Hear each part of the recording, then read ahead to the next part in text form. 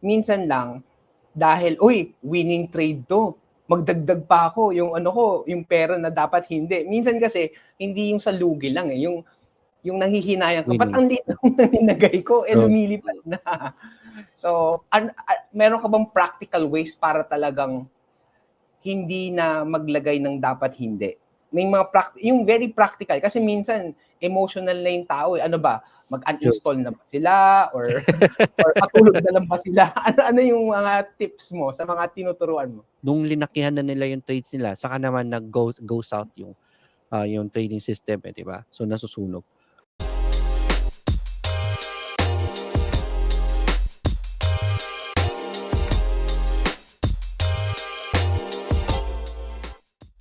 Right. You said the word emotional, and sometimes we can't blame people na nagiging emotional kasi nga it can be their hard-earned money. Again, Yes. as we do the stock investing, crypto, forex, the money that we should put is the money that we are willing to lose. Hindi yung pagka biglang bumaksak, hindi to pambayad ng ng bahay or education plan ng anak. It's something Right, that right. it's really set aside. Pero syempre, Yeah. kahit sabihin natin, o sige, this money is set aside for growth ko sa stocks, ganyan. Eh, pero Mm. minsan, makikita mo, pulang-pula, nagiging emotional eh.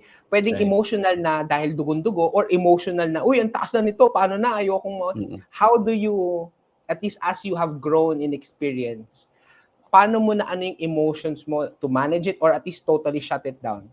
Especially for Yeah. those who are new, kasi crucial Oo. yan eh. Yeah.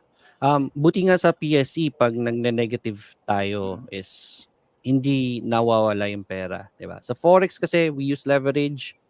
Ang leverage pa natin is times 1,000, meaning yung negative 5% na yon times 1,000, sobrang dami. Nauubos talaga ang pera when it comes to forex. So, sunugan ang term namin doon, right? So, as an educator, I really give a specific meaning about money you can afford to lose, right? Kasi yung sinasabi ng karamihan or understanding ng karamihan ng newbies especially, when we say na it's money you can afford to lose, let's say for example, you have 100,000, money you can afford to lose. Pag nawala yan, ay, okay, that was money I can afford to lose. Ayoko na sa stocks. Now, ayoko na mag-trade. That's the biggest mistake of a newbie. Okay? Kasi, once you quit, you will deprive yourself of the ability to recover and learn and be better in trading, which is usually yan yung process of trading. So, to give a definition of how much is money you can afford to lose, is the question is, pag nawala yan sa trading, let's say for example, you lost 50,000, will you still be able to continue and pursue the knowledge and experience in trading? Okay? So kung 50,000 nasunog yan, oy, okay lang, nasunog. I can try again and be better this time. Now, that's the right definition of money you can afford to lose.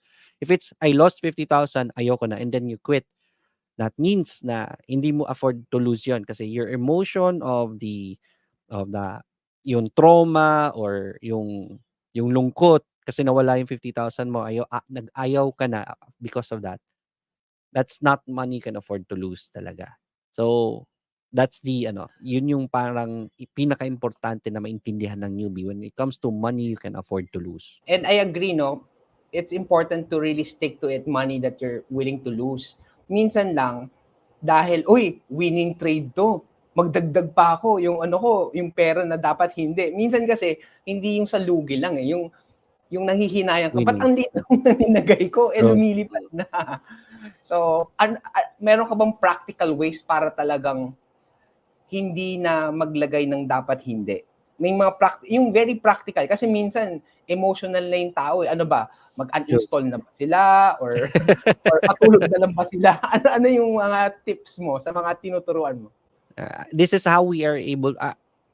I've been teaching trading, forex trading for how many years, and one thing I can say is hindi naiiwasan ng newbie ang emotions. Kahit na ganong ko namin sabihin na ganito lang ang i-trade mo, ganito lang dapat ang i-trade mo. Yung sinabi mo nanghihinayang, ay, elite lang tinrade ko. Dapat tinakihan ko pala.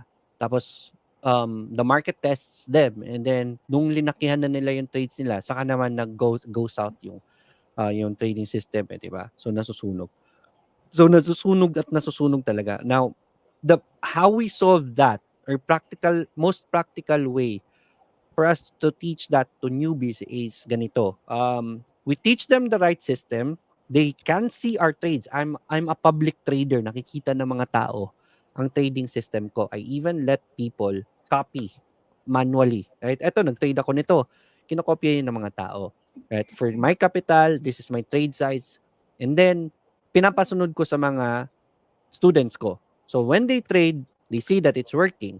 Now, I do that even until now, to a point where a newbie, whenever the emotion comes na, the greed comes, ay, ang liit lang ng profit ko, dapat linalakyan ko.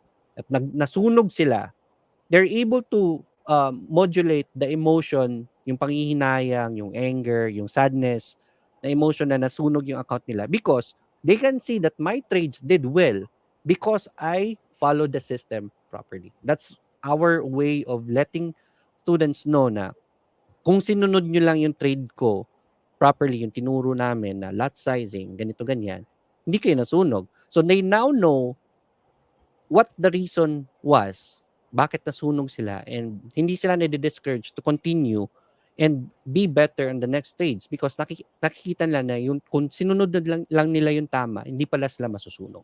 The most frustrating part in trading kasi is pag nasunog ka, when you're doing things that you think was right at nasunog ka pa rin, you don't know what to do from that point forward. Pero kung nakikita naman nila na, uy, kung sinunod nila, hindi sila sunog, ako nasunog ako kasi I got greedy, they know what they did wrong, and they are more courageous in standing up again because they know better the next time. I hope that makes sense. Yeah, of course. Kasi makikita mo, may benchmark sila eh. Nag-work naman to, hindi nag-work sa akin. Then, sa akin yung problema. Hindi naman nila pwedeng sabihin na, bakit ganon? Finalo ko naman. Baka kasi merong mga dinagdag na dapat hindi. Tama. It's really... Yeah, go ahead. Continue. Yeah, yung pinaka-frustrating talaga na part for a newbie is losing your money, thinking that you're doing things right, tapos nawala pa rin. So it's the frustration na, ano ba dapat ginagawa ko? Ang hirap pala na talaga nito. And so they quit. Yan yung pinaka problema talaga eh. But if they knew what their mistake was, kasi may benchmark, like what you said, it's easier for them to move forward and be better.